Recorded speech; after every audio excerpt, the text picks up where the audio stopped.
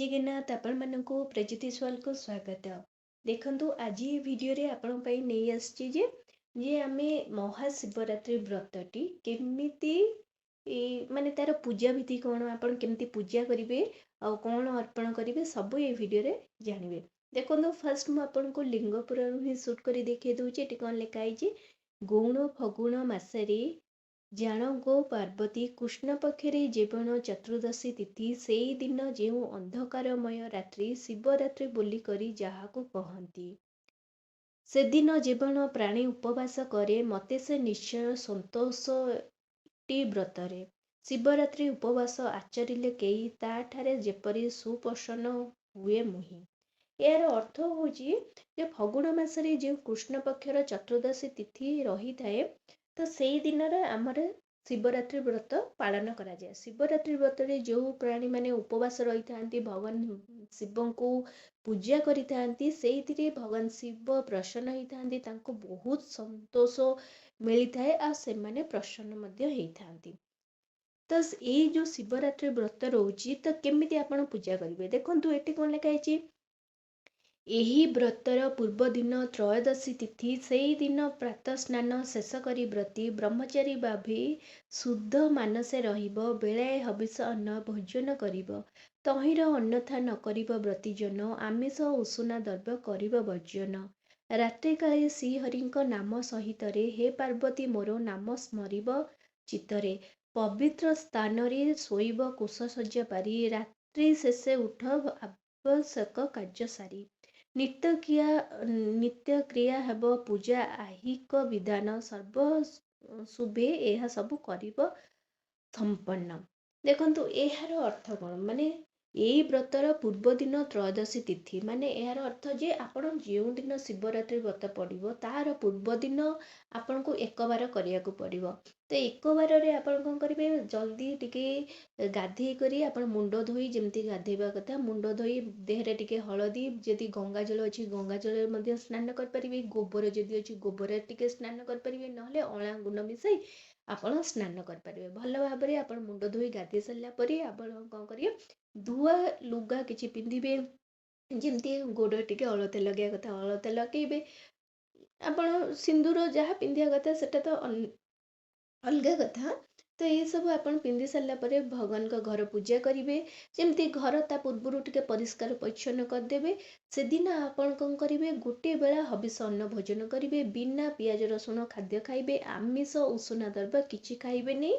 ତ ଗୋଟେ ବେଳେ ଆପଣ ଅନ୍ନ ଭୋଜନ କରିବେ। ରାତ୍ରି ସମୟରେ ଆପଣ କ'ଣ କରିବେ, ଚାହିଁବେ ଯଦି ଫଳମୂଳ ସରବତ ପାଣି ପଣା ନହେଲେ ଶାଗୁ ଖାଇ ରହିପାରିବେ। ଯଦି ଆପଣଙ୍କ ଦେହ ଖରାପ ରହୁଛି ତାହେଲେ ଆପଣ ରୁଟି ପରଟା ମଧ୍ୟ କରି ଖାଇପାରିବେ, ସେଟା ଅପସନାଲ। ଯଦି ଆପଣଙ୍କର ଦେହ ଖରାପ ରହୁଛି କି ଆପଣଙ୍କୁ ମେଡ଼ିସିନ ଖାଇବାର ଅଛି ତାହେଲେ ସେମିତି କରିପାରିବେ, କିନ୍ତୁ ନହେଲେ ଆପଣ ଚେଷ୍ଟା କରିବେ ଯେ ଫଳମୂଳ ନହେଲେ ଶାଗୁ ଏସବୁ ଜିନିଷ ଆପଣ ରାତ୍ରିରେ ଖାଇକିନା ରହିବେ। ରାତ୍ରି କାଳରେ ଆପଣ କ'ଣ କରିବେ, ଭଗବାନ ବିଷ୍ଣୁଙ୍କର ନାମ ନେବେ, ପବିତ୍ର ସ୍ଥାନରେ ଆପଣ ଶୋଇବେ। ମାନେ ଆପଣ ଯେଉଁ ଡେଲି ଯେଉଁ ବେଡ୍ରେ ଶୋଉଛନ୍ତି ତ ସେଇ ବେଡ୍ରେ ଆପଣ ଶୋଇବେ ନାହିଁ, ତା ପ୍ରତିବଦଳରେ ଆପଣ କ'ଣ କରିବେ, କୁଶଶଯ୍ୟା, ମାନେ ଆପଣ ପୁରା ଦେଖିଥିବେ ମସିଣା ଆସୁଥିବ, ତ ମସିଣା ସପ ଯାହାକୁ ଆପଣ ଯାହା ବି କହୁଛନ୍ତି, ରାତ୍ରିରେ ଆପଣ କ'ଣ କରିବେ ସେଇଥିରେ ଶୋଇବେ। ତାପରେ ଆପଣ ବେଡ଼ସିଟ୍ ପକାଇ ପାରିବେ, ତକିଆ ୟୁଜ୍ କରିବେନି, ତକିଆ ପରିବର୍ତ୍ତେ ଆପଣ ଗୋଟେ ଆପଣଙ୍କ ଲୁଗା ହଉ କି ବେଡ଼ସିଟ୍ ଆପଣ ତକିଆ ଭଳିଆ କରି ଆପଣ ସେଇଥିରେ ଶୋଇବେ। ଶୋଇ ସାରିଲା ପରେ ଆପଣ କ'ଣ କରିବେ, ତା ଯେଉଁଦିନ ବ୍ରତ ଅଛି, ମାନେ ଯେଉଁଦିନ ଆପଣଙ୍କର ଶିବରାତ୍ରି ବ୍ରତ ଅଛି, ଓଷା ଅଛି, ଜାଗର ଓଷା, ସେଇଦିନ ଆପଣ କ'ଣ କରିବେ, ଟିକେ ଜଲ୍ଦି ଉଠିବେ। ଜଲ୍ଦି ମାନେ ବ୍ରହ୍ମ ମୁହୂର୍ତ୍ତରେ ଟିକେ ଉଠିବାକୁ ଚେଷ୍ଟା କରିବେ। ଉଠିକରି ଆପଣ କ'ଣ କରିବେ, ପ୍ରାତଃ ସ୍ନାନ କରିବେ, ଆଉ ଥରେ ମୁଣ୍ଡ ଧୋଇ ଗାଧେଇବେ। ଗାଧେଇ ସାରିଲା ପରେ ଆପଣ କ'ଣ କରିବେ, ଆପଣ ପ୍ରଥମେ ଘର ପୂଜା ସାରିଦେବେ, ତାପରେ ସୂର୍ଯ୍ୟଦେବଙ୍କୁ ଅର୍ଘ୍ୟ ଦେବେ। ସୂର୍ଯ୍ୟଦେବଙ୍କୁ ଅର୍ଘ୍ୟ ଦେଇ ସାରିଲା ପରେ ତୁଳସୀ ମାଙ୍କୁ ପୂଜା କରିବେ। ଦେଖନ୍ତୁ ଆପଣ ଚାହିଁବେ ଯଦି ଶିବରାତ୍ରି ବ୍ରତଟି ମନ୍ଦିରରେ କରିପାରିବେ, ଚାହିଁବେ ଯଦି ଘରେ କରିପାରିବେ, ସେମିତି କିଛି ନାହିଁ। କିନ୍ତୁ ମନ୍ଦିର ଆପଣ ଘରେ ପୂଜା କଲେ ବି ଆପଣ ମନ୍ଦିର ଯିବାକୁ ବାଧ୍ୟ, କାରଣ ମନ୍ଦିରରେ ପୂଜା କରିବା ନିହାତି ଆବଶ୍ୟକ ମଧ୍ୟ। ତେଣୁ ଆପଣ ଯଦି ଘରେ ପ୍ରଥମେ ପୂଜା କରୁଛନ୍ତି, ଘରେ ଆପଣ ଚାହିଁବେ ଯଦି ଆପଣଙ୍କ ପାଖରେ ଭଗବାନ ଶିବଙ୍କର ପାର୍ବତୀଙ୍କର ଯଦି ଫଟୋ ଅଛି ମଧ୍ୟ ଚଳିବ। ଯଦି ଆପଣଙ୍କର ଲିଙ୍ଗ କିଛି ନାହିଁ, କାରଣ ସେଦିନ ଶିବ ଲିଙ୍ଗର ପୂଜାର ମହତ୍ତ୍ୱ ବହୁତ ଅଧିକ। ମାନେ ଫଟୋ ପରିବର୍ତ୍ତେ ଆପଣ ଯଦି ଲିଙ୍ଗକୁ ପୂଜା କରୁଛନ୍ତି ତାହେଲେ ଆପଣଙ୍କର ବ୍ରତ ସଫଳ ହେଇଥାଏ। ତେଣୁକରି ଆପଣଙ୍କ ଯଦି ବାହାରୁ ଗୋଟେ ଶିବଲିଙ୍ଗ କିଣିକିନା ଆଣିପାରୁଛନ୍ତି, ନହେଲେ ଆପଣ ଚାହିଁବେ ଯଦି ଫୁଲର ଶିବଲିଙ୍ଗ କରିପାରିବେ ସେଇଦିନ, ନହେଲେ ମାଟିରେ ଟିକେ ଆପଣ ଚାହିଁବେ ଯଦି ଗଙ୍ଗା ଜଳ, ଘିଅ, ଚାହିଁବେ ଯଦି ଅଲଗା କିଛି ମିଶେଇ କରି ମଧ୍ୟ ଗୋଟେ ମାଟିର କରିପାରିବେ, ବରଫର କରିପାରିବେ, ମଇଦାର କରିପାରିବେ, ଅଟାର କରିପାରିବେ।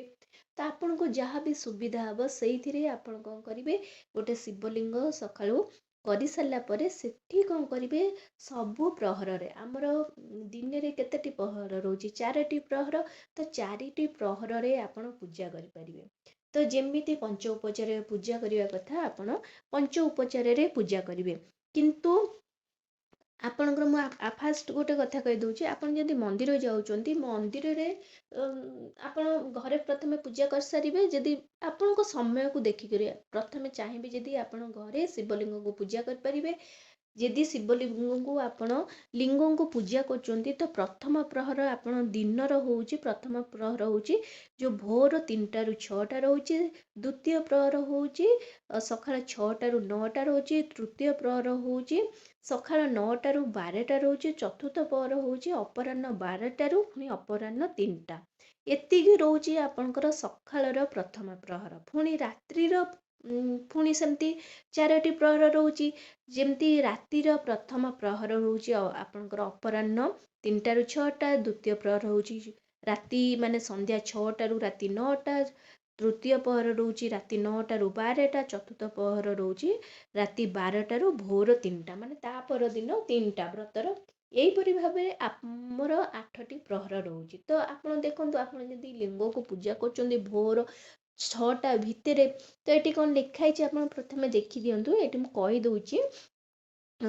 ଏଠି ଲେଖା ହେଇଛି ଯେ ପ୍ରଥମେ ଦୁଗ୍ଧ ସ୍ନାନରେ ଓମ୍ ଶିବାୟ ନମଃ। ମାନେ ଆପଣ କ'ଣ କରିବେ, ପ୍ରଥମ ପ୍ରହରରେ ଯେଉଁ ସକାଳ 3ଟାରୁ 6ଟା ଅଛି, ତ ସେଇ ପ୍ରହରରେ ଆପଣ ଯେତେବେଳେ ଅଭିଷେକ କରୁଛନ୍ତି ଲିଙ୍ଗଙ୍କୁ, ତ ସେଇ ଟାଇମରେ ଆପଣ କ୍ଷୀର କରିବେ।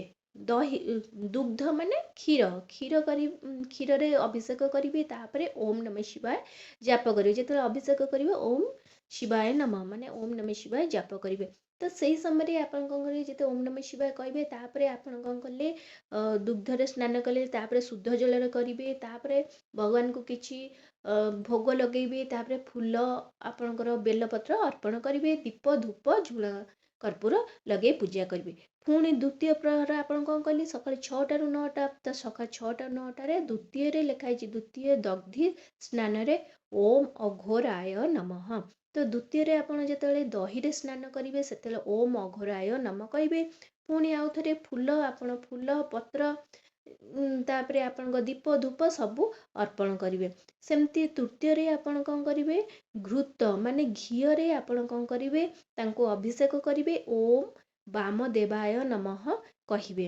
ତ ଓମ୍ ବାମଦେବାୟ ନମଃ ଇଏ କଲେ, ମାନେ ଘିଅ ଅଭିଷେକ କଲେ, ତାପରେ ଶୁଦ୍ଧ ଜଳରେ କରିବେ। ତାପରେ ପୁଣି ଆପଣଙ୍କ ବେଲପତ୍ର ଶମୀପତ୍ର ଯାହା ବି ଆପଣଙ୍କ ପାଖରେ ଯାହା ବି ଅର୍ପଣ କରିବାର ଅଛି ଅର୍ପଣ କରିବେ। ତାପରେ ପୁଣି ଚତୁର୍ଥ ପ୍ରହର ମାନେ ଅପରାହ୍ନ 12ଟାରୁ 3ଟା। ତ 12ଟାରୁ 3ଟା ଭିତରେ ଚତୁର୍ଥ ପ୍ରହରରେ ଲେଖା ହେଇଛି, ମଧୁ ସ୍ନାନରେ ବ୍ରତକାରୀ ଜନ ଓମ୍ ସଦୋ ଜାତାୟ ନମଃ ଉଚ୍ଚାରିବ ପୁଣ। ଏହିପରି 4ଥର ସ୍ନାନ ବଢ଼ାଇବ, ବିଧାନରେ ଅର୍ଘ୍ୟ ଦେବ, କରିବ ଅର୍ପଣ। ମାନେ ଏହାର ଅର୍ଥ ହେଉଛି, ଯେତେବେଳେ ଆପଣ ଲାଷ୍ଟ ଟାଇମ୍ ଚତୁର୍ଥ ପ୍ରହରରେ ଆପଣ କରିବେ, ପୂଜା କରିବେ ଭଗବାନ ଶିବଙ୍କୁ, ତ ସେଇ ସମୟରେ ଓମ୍ ସଦୋ ଜାତାୟ ନମଃ ଉଚ୍ଚାରଣ କରିବେ। ତାପରେ ଆପଣ ମାନେ ମହୁରେ ଅଭିଷେକ କରିବେ। ତାପରେ ଶୁଦ୍ଧ ଜଳରେ ଅଭିଷେକ କରିବେ। ଅଭିଷେକ କରିସାରିଲା ପରେ ଆପଣ କ'ଣ କରିବେ, ପୂଜା କରିବେ। ତ ଏହିପରି ଯେମିତି ଦିନରେ ଅଭିଷେକ କଲେ, ପୁଣି ସେମିତି ରାତ୍ରିର 4 ପ୍ରହର ମାନେ ପୁଣି ଅପରାହ୍ନ 3ଟାରୁ 6ଟାରେ ଭିତରେ ଆପଣ ଯେତେବେଳେ ସମୟ ପାଇବେ ଆପଣ କ'ଣ କରିବେ, ଏମିତି ପ୍ରଥମେ କ୍ଷୀର, ତାପରେ ଦହି, ତାପରେ ଘିଅ, ତାପରେ ମହୁରେ ଆପଣ କ'ଣ କରିବେ, ଅଭିଷେକ କରିବେ, ଶୁଦ୍ଧ ଜଳ କରିବେ। 1 ମିନିଟ୍ ପାଇଁ ହଉ ପଛେ ଆପଣ ପୂଜା କରିବେ। ଠିକ୍ ଅଛି। ଯଦି ଆପଣ ମନ୍ଦିର ମଧ୍ୟ ଯାଉଛନ୍ତି, ମନ୍ଦିରରେ ଆପଣ ଯିବେ, ଯଦି ଆପଣ ପଞ୍ଚାମୃତ ମାନେ ସବୁ ମିଶେଇ କରି ଆପଣ କ'ଣ କରି ନେଇଯିବେ। ପଞ୍ଚାମୃତ ନେଇକରି ଆପଣ ସେଥିରେ ଅଭିଷେକ କରିପାରିବେ। ସେଟା ତ ବ୍ରାହ୍ମଣ କରିଦେବେ। ତା ସହିତ ଆପଣ ସେଦିନ କ୍ଷୀର, ଦହି, ଛେନା, ତାପରେ କଦଳୀ, ଆପଣଙ୍କ ସାକର ଯଦି ଅଛି ସାକର, ମହୁ, ଏସବୁକୁ ମିଶାଇ ମଧ୍ୟ ଅଲଗା ଘର୍ଷଣ କରିବା ପାଇଁ, ଘର୍ଷଣ ଯେଉଁ ଭଗବାନଙ୍କୁ କରାଯାଏ, କେତେଜଣ ଭାଙ୍ଗ ବି ସେଥିରେ ମିଶାଯାଏ। ତ ଏସବୁ ନେଇକରି ଆପଣ ମଧ୍ୟ ପୂଜାରେ ଇଏ କରିପାରିବେ। ତା ବ୍ୟତୀତ ଭଗବାନ ଶିବଙ୍କର ପ୍ରିୟ ଫୁଲ ମଧ୍ୟ ଆପଣ ଅର୍ପଣ କରିପାରିବେ, ଯେମିତିକି ଅପରାଜିତା ହେଲା, ଚମ୍ପା, ତା ବ୍ୟତୀତ ଆପଣଙ୍କର କେତକୀ, ସ୍ୱର୍ଣ୍ଣଚମ୍ପା, ମନ୍ଦାର।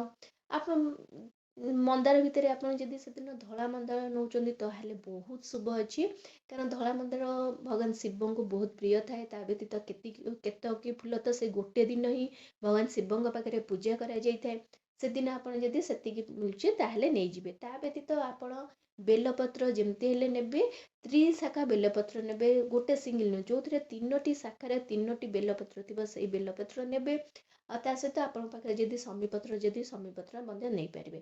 ଆପଣ ଦୁଦୁରା ଫୁଲ ନେଇପାରିବେ, ଦୁଦୁରା ଫଳ ଯେଉଁ ଅଛି ସେ ଦୁଦୁରା ଫଳ ମଧ୍ୟ ଆପଣ ନେଇକରି ଅର୍ପଣ କରିପାରିବେ। ଏଇସବୁ ଜିନିଷ ନେବେ। ତା ସହିତ ମାଙ୍କ ପାଇଁ ଆପଣ ଶଙ୍ଖା, ସିନ୍ଦୁର, ଶାଢ଼ୀ, ବସ୍ତ୍ର, ଭଗବାନ ଶିବଙ୍କ ପାଇଁ ମଧ୍ୟ ଆପଣ ବସ୍ତ୍ର ନେଇପାରିବେ। ଠିକ୍ ଅଛି। ତ ସେମିତି ଚନ୍ଦନ, ସିନ୍ଦୁର ମଧ୍ୟ ଏସବୁ ଜିନିଷ ନେଇପାରିବେ ଭଗବାନ।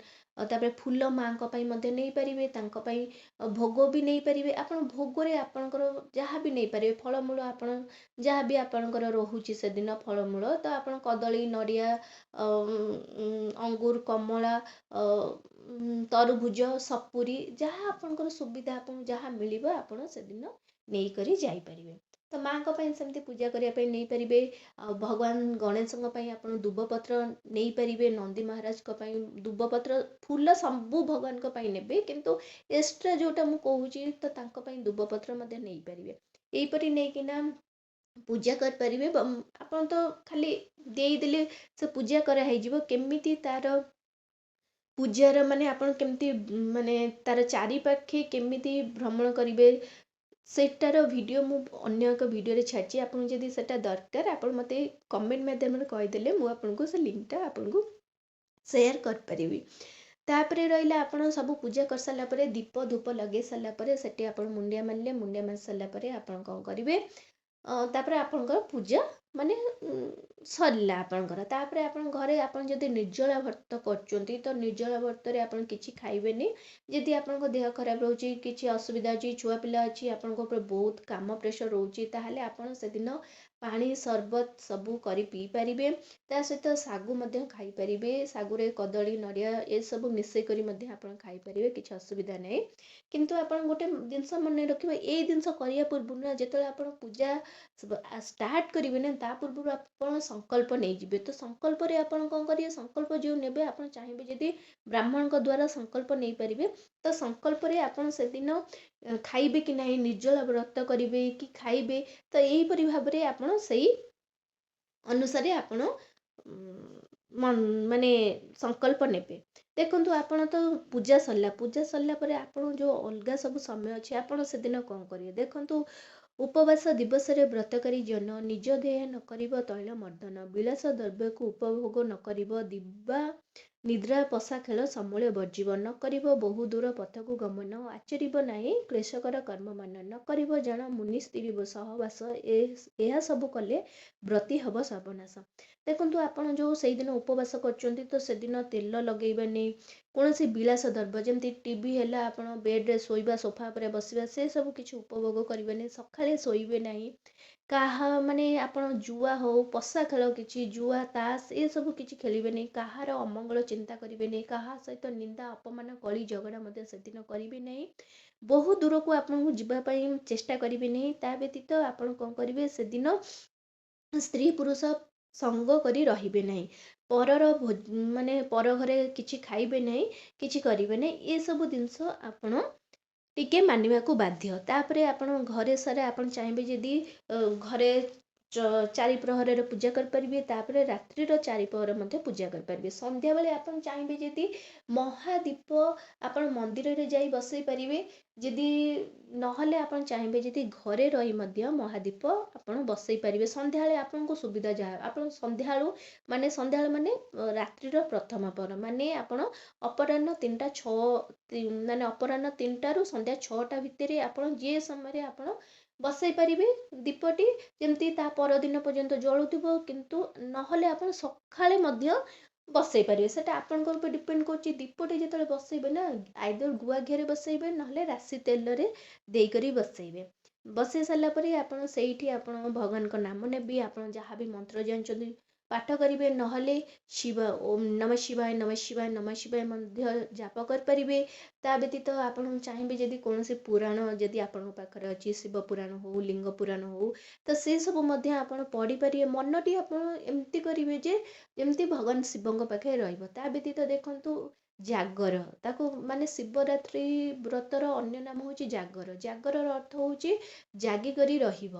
ମାନେ ତେଣୁକରି ଆପଣ ମାନେ ଶିବରାତ୍ରିରେ ରାତ୍ରିରେ ଆପଣ ଶୋଇବେ ନାହିଁ, ଜାଗିକରି ମାନେ ସେଦିନ ରାତ୍ରିଟା ପୁରା ଉଜାଗରେ ରହି ଆପଣ କ'ଣ କରିବେ, ମାନେ ଭଗବାନ ସେଇ ଦୀପଟି ଜାଳୁଥିବେ, ଭଗବାନ ଶିବଙ୍କ ନାମ ନେଉଥିବେ। ତାପରେ ଆପଣ କ'ଣ କରିବେ, ତା ପରଦିନ ଯେଉଁଦିନ ପାରଣା ତିଥି ରହୁଛି, ଉପବାସ ଭଙ୍ଗକୁ ଯେ ପାରଣ କହନ୍ତି, ଶିବରାତ୍ର ପରଦିନ ଶୁଦ୍ଧ ମନେ ବ୍ରତୀ ଚରଣାମୃତ ବା ଜଳ ଗଣ୍ଡୁଷ ପିଇବ, ତଦନ୍ତେ ହବିଷ ଅନ୍ନ ଭୋଜନ କରିବ। ମାନେ ତା ପରଦିନ ଆପଣ ପାରଣ କଲେ, ପାରଣ କରିସାରିଲା ପରେ ଆପଣ କ'ଣ କରିବେ, ଆପଣ ପୁଣି ଯେମିତି ଗାଧୋଇବା କଥା ଆପଣଙ୍କ ନିତ୍ୟକର୍ମ ସାରି ସାରିଲା ପରେ, ଘର ପୂଜା ସବୁ ପୂଜା କରିସାରିଲା ପରେ ଆପଣ କ'ଣ କରିବେ, ମନ୍ଦିର ଯିବେ। ମନ୍ଦିରରେ ଗୋଟେ ଦୀପ ଜଳାଇଲେ ସେଠି ମାନେ ଆପଣ ବ୍ରାହ୍ମଣଙ୍କୁ କିଛି ଦକ୍ଷିଣା, ତା ସହିତ ଆପଣ ଚାହିଁବେ ଯଦି ଚାଉଳ, କିଛି ଡାଲି, ଆପଣ ଆଳୁ ଏସବୁ ଜିନିଷ ମଧ୍ୟ ଦେଇପାରିବେ। ତା ବ୍ୟତୀତ ଆପଣ ଚାହିଁବେ ଯଦି କୌଣସି କାହାକୁ ଗୋଟେ ଦରକାର ଥିବ କିଛି ଜିନିଷ, ଆପଣ ତାଙ୍କୁ ମଧ୍ୟ କିଛି ଦାନ କରିପାରିବେ। କି କୌଣସି ମାନେ ଭିକାରୀ ହଉ କି କିଏ ବସିଛନ୍ତି ତ ତାଙ୍କୁ ମଧ୍ୟ ଆପଣ କିଛି ଖାଇବାକୁ ଦେଇପାରିବେ। ତା ବ୍ୟତୀତ ଗୋମାତାଙ୍କୁ ଖାଇବାକୁ ଦେବେ, କୁକୁର ହଉ କାଉ ହଉ ସେମାନଙ୍କୁ ମଧ୍ୟ କିଛି ନା କିଛି ଖାଇବାକୁ ଦେବେ। ଏମିତି ଖାଇବାକୁ ଦେବା ଦ୍ୱାରା ଆପଣଙ୍କ ବ୍ରତଟି ସମ୍ପୂର୍ଣ୍ଣ ହେବ। ତା ପରଦିନ ଆପଣ କ'ଣ କରିବେ, ପୁଣି ହବିଷାନିକ ଭଲ ମାନେ ଗୋଟେ ବେଳା ଅନ୍ନ ଭୋଜନ କରିବେ। ଆଉ ଆପଣ ସେଦିନ ବିନା ପିଆଜ ରସୁଣ ମଧ୍ୟ ଖାଇବେ। ମାନେ ଆପଣଙ୍କ ଶିବରାତ୍ରି ବ୍ରତଟି ଗୋଟିଏ ଦିନର ବ୍ରତ ନୁହେଁ, ସିଏ ହେଉଛି 3 ଦିନର ବ୍ରତ। ସେଇ 3 ଦିନର ବ୍ରତକୁ ଆପଣ ଯଦି ସଫଳ କରୁଛନ୍ତି, ପୁରା ଆପଣଙ୍କ ଖୁସିରେ ଆପଣ ଯଦି ସବୁ ପୁରା ବ୍ରତ କରୁଛନ୍ତି, ତାହେଲେ ଆପଣଙ୍କର କ'ଣ ହୁଏ, ଆପଣ ଯାହା ବି ମନୋକାମନା ଥାଏ, ଯାହା ପାଇଁ ଆପଣ ଶିବରାତ୍ରି ବ୍ରତ କରିଛନ୍ତି, ସେ ବ୍ରତଟି ସଫଳ ହେଇଥାଏ। ଆଶା କରୁଛି ଭିଡ଼ିଓଟି ଆପଣମାନଙ୍କୁ ବହୁତ ପସନ୍ଦ ଆସିଥିବ। ଯଦି ଆସିଛି ତାହେଲେ ଏଇ ଚ୍ୟାନେଲକୁ ଜଲ୍ଦି କରି ଲାଇକ୍, ସେୟାର ଆଣ୍ଡ ସବସ୍କ୍ରାଇବ୍ କରିଦିଅନ୍ତୁ। ନମସ୍କାର।